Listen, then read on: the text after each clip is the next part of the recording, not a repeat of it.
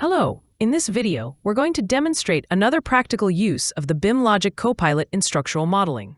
We'll show how to automatically calculate the number of shear studs for each structural beam based on its cut length parameter. The process starts by reading the cut length, subtracting 100 millimeters to account for buffer zones at both ends, then dividing the result by 400 millimeters, the assumed spacing between studs. We round the result down to the nearest whole number. Add 1 to include the first stud, and finally, write this value into the number of studs parameter. Let's see how it works in action. Now we enter the prompt into the BIMLOGIQ Copilot and wait for the result. The Copilot processes the instruction, applies the logic to all structural beams, and updates the number of studs parameter automatically.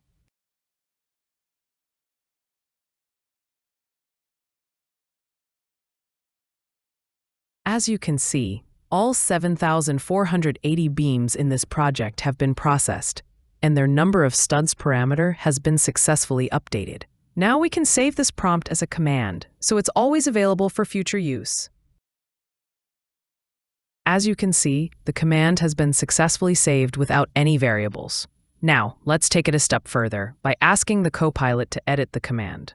We'll update it to make the 400 millimeter spacing a variable, add a variable for selecting structural framing elements, and define a filter to target only specific structural framing types.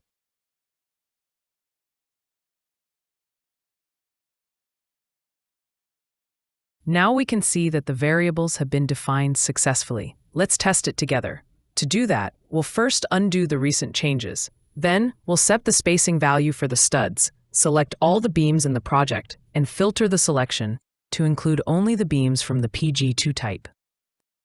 Next, we run the command and see that the number of studs values for the selected PG2 beams are updated based on the new spacing.